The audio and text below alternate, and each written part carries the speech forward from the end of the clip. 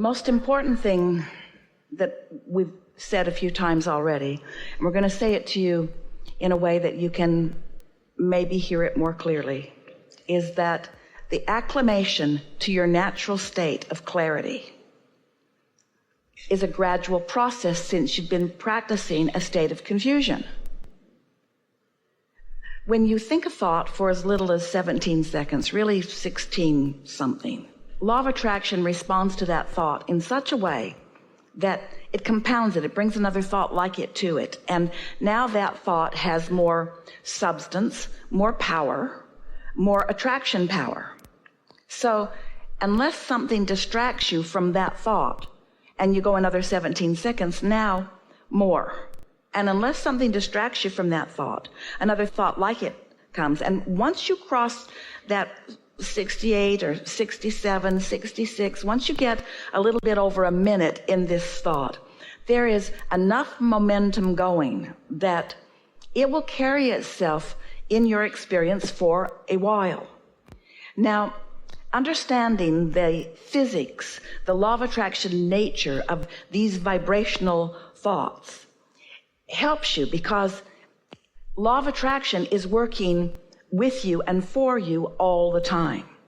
But you get to direct your thoughts. And so as you observe life and you think about life that you're observing, you're doing a lot of that thinking of thoughts that are getting a stronger foothold. And that's what beliefs are. Beliefs are only thoughts that you continue to think.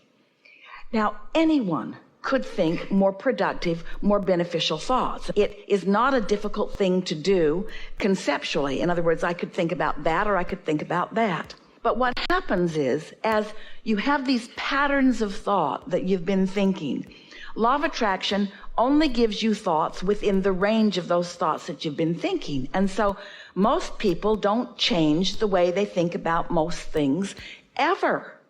Most people pass them on from generation to generation to generation to generation to generation, and you thrive and survive in spite of yourselves, really. What saves you is your diversity and the fact that there are more and more of you having more and more exposure to more and more ways of life. The way that you get to observe one another more and more now gives you an opportunity to witness the way others are living. It's not so much this village just being the way this village has always been. And the traditions that so many people want to hold to and go back to are really not your friends. Those traditions are habits of thought that work against your natural evolution, your natural wanting to become more. So it is our knowing that when you decide that you are a vibrational being first and foremost, and yes, you're physical, and yes, there's stuff manifesting all around you, but you are a vibrational being first and foremost, and that you can tell by the way you feel what you're doing vibrationally. And then you become, weirdly, and one of the rare ones who does it, you become willing to be selfish enough to follow the thought that feels the best, not the thought of tradition. We've been talking about that a lot today. Following the thought that feels best to you, finding the tradition of your inner being's thought, finding the tradition of your true family of consciousness, finding the tradition of your clarity and your longevity and your vitality and your brilliance and your worthiness, you see. Reaching for thoughts that feel like that, something happens really relatively quickly when you begin approaching life like that. We could talk about conditions of the world and situations that you've lived and even situations that you are living. And we won't get as far in helping you in the answers that you are looking for as we get when we talk to you about start practicing knowing that you're vibrational and stop being so human. Stop being so action-oriented and be more emotionally guided. Care more about how you feel and less about what you're thinking. Talk less to everyone and observe more and pay attention to the way you feel. Get into the receptive mode before you go or do anything. And when you're sure you're in the receptive mode, then follow that process. And then watch the improvement on every subject in your life. It will be obvious to you.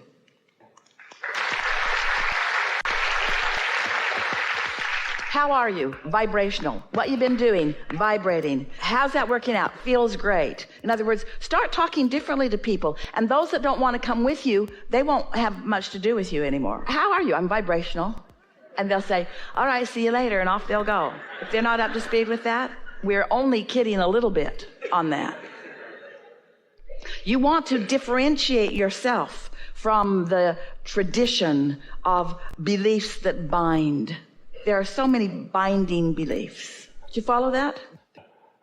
We understand the idea of oneness in that when you come into alignment with who you are, you return to the non-physical energy that is you. And we talk about you having vibrational alignment with your inner being. But your inner being is not asking you to only think the thoughts that your inner being thinks. Your inner being is asking you to come into a new environment with new variety and new exposure to new life and have new thoughts. The mantra of the universe is more. Not one. It's more. And let your logic take you there. Doesn't that seem logical to you? We enjoy so much playing with all of you. And at the same time, understanding that when you decide through the momentum that we've already accomplished together, through explaining to you the vibrational universe, and the step 1, 2, and 3 of deliberate creation, and the existence of the vibrational reality and your relationship to it.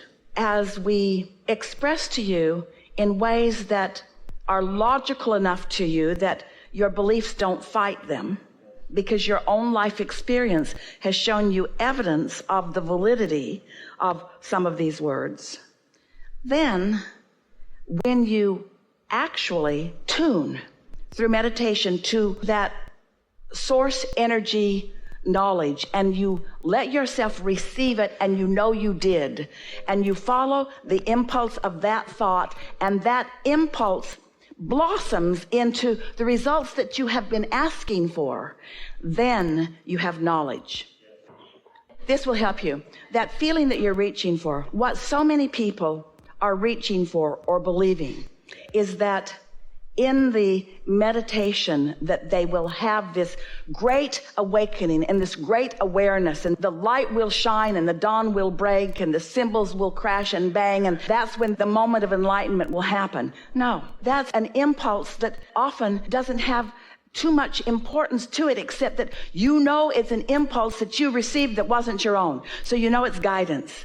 And then if you're wise enough to follow that and see where it leads, eventually it will lead to the crescendo of manifestation. You see what we're getting at? Let whatever it is be enough. Don't be so quick to judge yourself not yet in the worthy seat, not yet in the receiving seat. Show yourself that you are, and let whatever it is be enough. That's really an important key, because wherever you are is enough. And you know why it is enough? It's got to be enough because it's all you got. You can't force it to be more than it is. But when you acknowledge what it is, and then that becomes more, and that becomes more, and then that becomes more. What we're getting at here with you, and we know that you're hearing it. We know that you are understanding that our primary point is that when you sit to meditate and you know that you are, and you trust the information that comes, and the reason you're able to trust it is because you're not asking it to be the answer to all things at once. You're not asking it to be the answer to everything that you're wanting to know. You're not even asking it to be the answer to the most important questions that you're holding in your heart. You're allowing it to be the answer that you're ready to hear. And you're trusting that your inner being knows the answers that you're most ready to hear. And you're trusting that not only does your inner being know the answers that you're most ready to hear, but your inner being is never judging you that you're not ready to hear other answers, that your inner being knows that there are specific, deliberate paths that are contoured just for you because of the combination of desires and beliefs that you uniquely hold, you see. That's why no one can write a book that leads everyone. That's why there's not one process that works the same way for everyone. And why would there need to be when you have this infinite intelligence within you that knows you and cares about you and knows everything that you're asking about and is able and willing to guide you. The question is, are you in the receptive mode? That's the only question that we want you to really find the answer to. As you're moving about, ask yourself often, am I in the receiving mode? What receiving mode am I in? Am I receiving from my source energy, or am I receiving from some spin-off of man's conscious thought? And once you start correlating this, once you make the logical connection between what you're doing vibrationally and what you're receiving, and then you have enough faith or trust in your own connection that you're willing to follow the impulse, whether it's a silly one or whether it's a grand one, and then you are able to witness the results of it as the proof. Trust first, alignment first, feeling first, emotion first, connection first, alignment first, knowing that you're aligned first, trusting first, emotional first, knowing what the emotion feels like, knowing what the emotion is supposed to feel like, knowing what the emotion does feel like, trusting that you're in alignment, and then, in alignment, and then. You see what we're getting at? And so we want you to focus upon your vibrational beingness first and foremost. The evolution of all species is about adaptation. And adaptation is about energy more than it is all other things combined. When there is a movement in your world that causes a lot of attention about something and therefore causes a lot of pinching off of energy that was formerly flowing, there is a slowing of the adaptation process. There is a faltering of it, a sort of hindering of it. When there is a renaissance of alignment, when more are hopeful or more are coming into vibrational alignment with who they are, then there is evidence of that, you see. But you cannot worry too much about what's going on in the world at large. This has to be an individual experience where you acknowledge that you are an extension of that source energy, and keeping that valve open and consciously keeping it open. We really like the word and the feeling that it accomplishes within you as you hear it, of the word of adaptation. Let's talk about that in energetic terms for just a little while. So let's say that, yes, always because of law of attraction, but law of attraction that you weren't really keenly aware was active within you. You become part of an awareness of something that activates a very powerful new desire within you. Well, that new desire automatically summons life force, because if a desire is activated, this is the thing that most humans don't understand. They still think that source is asserting. Source is not asserting. Source is being summoned by the perspective of those of you who are here in your physical form, out here on this leading edge. So as life causes you to call something forward, then the calling of that's part of that adaptation. It's certainly about attraction. So as you're asking for this energy that you weren't asking for formerly, because life wasn't causing you to ask for it formerly, now you've got to adapt to the new energy that you are summoning, which means you got to care about the way you feel. You've got to find a way now of adjusting your thought in order to accommodate the new energy that you have summoned. You see what we're getting at? And when you do, then you come back into alignment. In other words, now you're asking for and receiving, and now this adaptation has taken place within you. The wild beasts of your planet are much better at adaptation than humans, because they don't worry about things, and they don't look back, and they don't care who their ancestors are.